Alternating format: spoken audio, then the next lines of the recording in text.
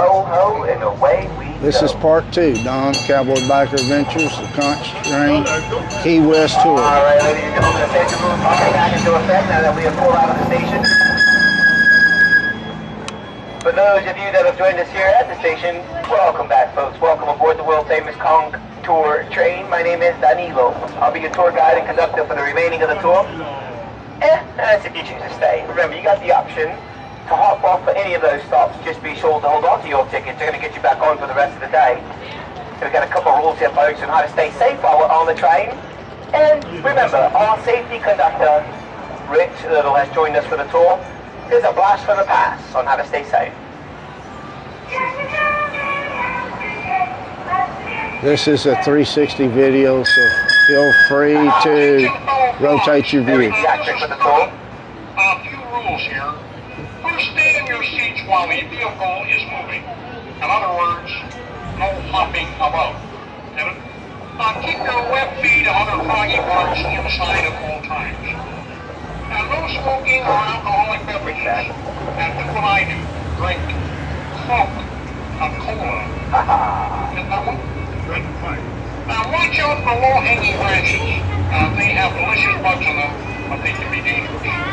Okay, folks, remember to add to that, no glass containers, no vaping, as well as we are a form of public transportation. And be sure to hold on to your personal items, you guys. If anything happens to fall off of the train, we won't be able to stop for it as a DOT standard. Conversations are welcome, but we ask that you hold them at a low enough volume. That way everyone else around you can enjoy the tour.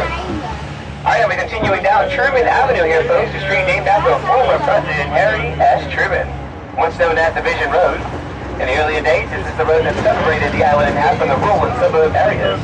As we continue down Truman Avenue, we're going to be pointing out a few attractions here, folks, on the church grounds of St. Mary's. Right here, you're going to see the school itself is the Basilica St. Mary's Star of the Sea, Español Entre Marites. That's the little school. But on the grounds of the area here, you're going to find the Convent of Mary Immaculate, the beautiful prayer grotto, and the church itself. So have those cameras ready for some photos. The convent building, 1878, folks, once used as a hospital during the Spanish-American War.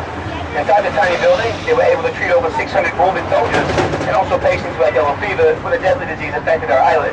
But what I really want to point out again is when some of my great-great-grandparents even came back as children on the island to offer their praise to the Arishas for safe guidance through the hurricane season, as it has been done since it was built 1919, completely of coral rock. That is very impressive. There was one person responsible for having the grotto built. Her name was Sister Louise Gabrielle, the Mother Superior of Mary Immaculate. On your right-hand side, the oldest Roman Catholic church in South Florida. So unfortunately, folks, like many others in the earlier days, Sister Louise Gabrielle suffered from 3 severe hurricanes within the same season. Give you an idea of why the grotto was built and also how the hurricanes affect the island. Remember, Key West, we sit on the northern edge of the Caribbean basin. Whenever the tropical depressions begin to form in the Caribbean waters, we'll feel the effects of the storm as it passes by the island or sometimes placed within a live cove. So in order to fight off these powerful forces of nature, again, she took her power to prayer. And it said as each piece of the rock was placed upon the structure, she prayed the island would no longer suffer a direct strike from the full force of a major hurricane. Dating back to 1919, since then, we have yet to have the eye of a major storm pass over the island. Never mean to cause concern or confusion. We have been hit by hurricanes since the grotto was built. But the eye of a major storm has been more than 100 years. So fingers crossed. Best of luck for the next season coming up. Alright guys, now let's take a right here. We're going to go on to Grinnell Street. Unfortunately, we are entering, soon to enter a residential quiet spot. What that means is I have to stop the narration. No worries. Once we clear the area, we're right back on tour. We'll take a ride onto United and head over to Higgs Beach. That'll put us on Atlantic Boulevard. Now we are approaching Old Firehouse number 3, folks. It's going to be on our right-hand side here. It's one of the oldest fire stations in the state of Florida. Built in 1906, opened up 1907. 12 fireman station at the spot here on your right-hand side. Now a museum for firehouse memorabilia. Listen, they close up shop around 3:30, so they might not be available at this moment. But again, folks, so I'm going to be right back with you. Once we clear, we're on tour. All right.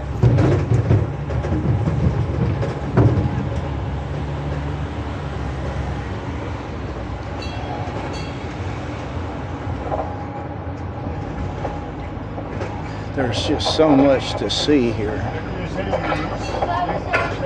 This is only just scratching the surface. If you could get off 20 spots and go do further research.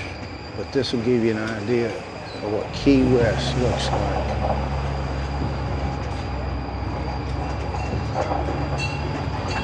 Remember, this is part 2. I think there'll be 4 parts.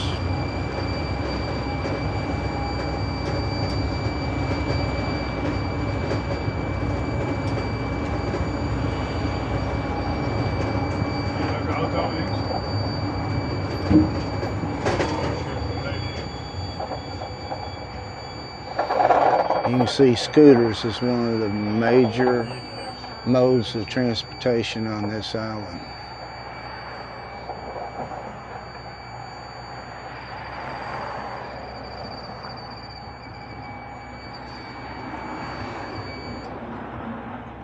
Looks like City Hall is over there on the left.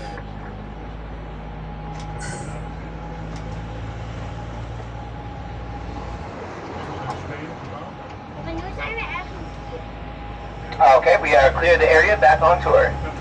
Again, we're going to take a left now, headed over to Higgs Beach. Great spot, you guys will tell you all about it when we get there. I want to point out the positive message on the front porch patio here for the local residents that stay. I think always leave a bright little message as you go by, something either kind of pick you up there if they're having a long day, or something a little bit funny. How cool is that there? Very nice. On our way to the beach, we get a little positive message. All right, now this is Higgs Beach, a spot that's been used as a burial ground for centuries, dating back to the 1500s. Some of the early inhabitants of the island happen to be the indigenous people. The tribes recorded in Key West were the Calusa, known for being a warlike tribe. The Matacumbes is encased in the Caribe. The Calusa buried all of their deceased in a remote beach area today we call Higgs Memorial. Easier for them to dig through the sand to get beneath the surface. But as the bodies of the Calusa decayed over time, their bones remained. Later in the 1700s, when the Spanish explorers arrived at this island expecting to find the Fountain of Youth, instead were greeted with bones spread throughout the entire coast. And the first official name given to the island was from the Spanish explorers, Cayo Hueso. If you translate it into English, it means the Isle of Bones, or Bone Island. Cayo meaning low flat land, Hueso meaning bone. You may think to yourself, wait a minute, that doesn't sound like Key West translated in English. Where does it come from? Went to the 1800s when the English-speaking settlers who arrived at this island. It was lost through translation. Cayo sounded like key to them, and Hueso sounded like west. Here we are known as the Conch Republic, Estrella Maris, the Star of the Sea, and again, the Isle of Bones. Now we're making our way into the beach, folks. We'll be passing by the Casa Marina Resort. The Casa Marina is, well, that's the one that was built along the overseas railroad to accommodate the guests of Henry Morrison Fiedler. Again, Henry Fiedler coming, starting the East Coast Railroad, 1896, St. Augustine, Florida. Comes down the coast and finished off in the South Florida, Miami area. 1906, Henry Fiedler begins the extension, the Overseas Railroad. In the early 1900s, he was attempting to connect 29 of these 800 tiny little islands we call the 40 keys to the mainland using 41 or 42 bridges. Very hefty attempt. They called it Fiedler's Folly. They didn't believe that he could complete the challenge. But he did. He silenced every one of those critics. Well, it wasn't an easy walk in the park. A couple hiccups along the way. The Labor Day hurricane obliterated the upper keys in the railroad project, but he would prevail. He made it. January 22nd, 1912, Henry Fiedler arrived to the island. It was a 14-day celebration thrown in honor of Henry Fiedler, as Key West was no longer considered to be an isolated island, finally connected to the mainland. And that's the resort there, guys. It opened up in 1920. $5 to $12 a night is what it cost to stay there. Back then, and that included all meals. Now it's going to cost about $785 a night. Lucky they leave a peppermint on that pillow. Folks, underneath the building, they can store up to 850,000 gallons of collected rainwater in the active cistern still used for irrigation around the property. And we have arrived here, folks, at Higgs Memorial Beach. Yo! It's where you're going to find the very competitive sport, pickleball and tennis courts out here. My mom calls pickleball lazy tennis, you guys, but it's lots of fun. Bocce courts are around the corner, free parking at the beach. Beautiful waters out here, you guys. Remember, Key West was surrounded by the Atlantic Ocean and the Gulf of Mexico. You may notice how calm the waters are. Well, the reason for that, no massive or crashing waves onto the shore. 5 miles out, you're going to find the third largest living reef in the world. 170 miles in length, the reef forms off the coast of Miami and the Caribbean, all the way down to the dry Tortugas. And that's the reason they say the waters are calm relatively year-round. The massive waves that form up out there hit the reef, fighting out or dissipating into ripples.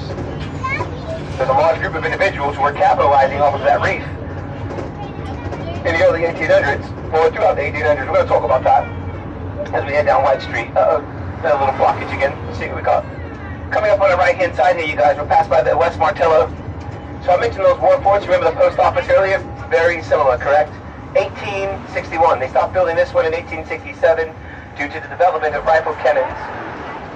But they're through the island again. They're built about a mile and a half apart from one another and open in some form of way. The East Martello is near the airport. Today this is the garden club at the West Martello. Free admission till 5 o'clock.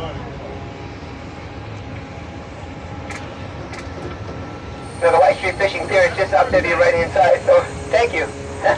Just out there to your right-hand side. Great spot for pier fishing, over 600 different varieties of marine animals in our surrounding waters. You'll find them just out there, you guys. Great little spot. Nicknamed the Unfinished Bridge to Cuba.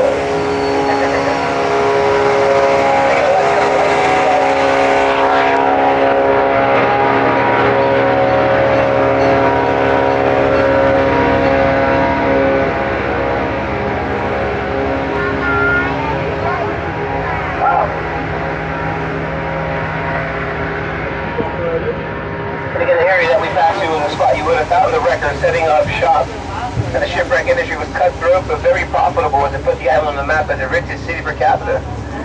The folks, what they were doing these wreckers is they were building wooden structure towers close to the shore. They put them 85 feet into the air and put one man at the top of the tower. One responsibility. His job was to spot the ships that were hitting that reef that we just mentioned. Whenever the wrecks were spotted here on the island, there was a cry that was heard echoing throughout the entire town. They yelled to the tops of their lungs, "Wreck ashore! Wreck ashore!" Bit of a weak attempt at an authentic wreck. So what I'm going to do, folks, is pretend that I'm an active wrecker. I've spotted a ship. I'm at the top of a tower. I've just seen a shipwreck. It's now my responsibility to tell everyone about this wreck. I have to yell to the top of my lungs, "Wreck ashore!" And feel free to join if you would like. Okay, you don't have to do it. I gotta do it. It's part of the tour. But all for good fun. Counting down from 3. Oh, you know what? Let's get the soundbite going first. That way, just in case, if you guys don't join for the wreck, we'll have a little soundbite behind it. All right, let's get it going, guys. All right, 3, 2, 1.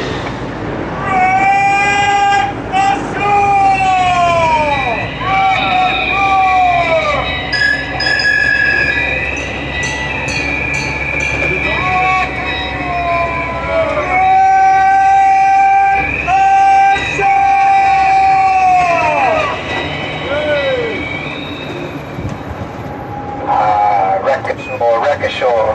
Bit lightheaded after that, yeah? No, that's exactly. It's like yelling out bingo. Well, you there was a chance you'd earn a boatload of valuable items. Every able-bodied man and woman on the island were involved in wrecking. They rushed out to the little boats they called sloops, little wooden ships, able to navigate through the channels. They got out there to that as soon as they could.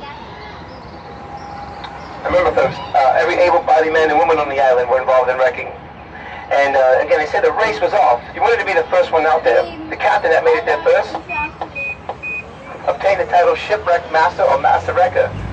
The significance is that the Master Wrecker was able to legally obtain 50% of the sinking ship's cargo. The rest of it divided amongst crew members evenly or auctioned off. And again, keep in mind, the ships coming across the Caribbean along the vessels of the cargo, very valuable items. You know, your gold, your silver, tobacco, the whole 9 yards. And before you would even salvage the items, what separated these guys from being labeled as pirates was the fact that they weren't brutal. The main objective of a wrecker, it wasn't to purposely sabotage your boat and steal your booty. If you wrecked, they brought you back, they made sure you were safe. And once that was established, everyone left back out and stole your stuff, or salvage the items. That seemed a bit fair. The industry would come to a slow end, folks, around 1925 as navigational aids in the reef were being invented. I'm going to talk a little bit more about the wrecking industry as we get further into the island of the tour. But remember, if you would like to journey into the age of wrecking on your own time today, Shipwreck Museum Stop A, and the one that's included with the purchase of your ticket is Sails to Rail. That's Stop D. Okay. Alright guys, on the left-hand side we're going to point out these cottage-like bungalows behind the Royal Poinciana. These are known as a shotgun house. Shotgun house, front back door perfectly in line with one another. The rumor is it's like looking at an empty barrel of a shotgun. having both doors open, if you fire a shotgun, they say the round exits the back door and doesn't hit a thing on the side of the wall. I won't be testing any of those theories, by the way. I'll leave that to somebody else. So they were, well, again, before the widespread use of air conditioning, I can assume having your windows and your doors open would generate some airflow, right? We'll talk some more about these little bungalows around the island here. But let's take a left. We're going on to Petronia. Now we're approaching the Key West City Cemetery. If you look on your map, you see that our cemetery is right in the middle of the island. Dead center of the town. It's not the original location of where we buried our deceased, however. The original cemetery for our island folks is where you'll find a buoy that marks 90 miles from here to Cuba. It's called the Sabre Cemetery. I mentioned the Havana hurricane in 1846, being the most powerful hurricane to hit the island. It brought 4 to 5 feet of the ocean's water that sat on top of the Sabre Cemetery. Again, ocean's water on top of the cemetery. It unearthed every single person that was buried. Very tragic event. The locals went to a frenzy. The next morning they woke up. They found the loved ones. However, no longer buried where they were. Respectfully, everyone was picked up and reburied in the middle of the island. That way they could be continue to rest in paradise. And if you look behind, you'll see all of my kids in the car with my wife. You just picked the kids up from the bus stop. Yeah. So we got the cemetery here, folks. Again, we also have some gorgeous mausoleums of the earliest settlers. And if you look deep into the cemetery, you see the American flag in the middle. There's a statue of a solitary bronze sailor that stands at salute formation. He honors 27 sailors that lost their lives with the battleship USS Maine. And if you want to get back here, hop off at Stop D. It's about 3 or 4 blocks from Margaret Street. Another thing, again, we learn from our mistakes, you guys. You'll see that we do have some that are buried beneath the surface, but typically they're in crypts above the surface to prevent that same incident of the earlier days there. All right? Now let's continue. We're going to go right down Francis, or we're traveling down Francis. We're going to take a left on a Southern right into our next station. We'll be there in about 10 minutes. Now this is where you can start to see some of that beautiful gingerbread trim along the porches and the fence and roof line of the homes. Before it was mass-produced, it was hand-carved by ship carpenters and builders on the island here. Perfect examples of the gingerbread trim, as we take a left on the Southern, will be arrow shapes on the first cottage-like bungalow at the roof line of the home, and at the second one, roof line of the home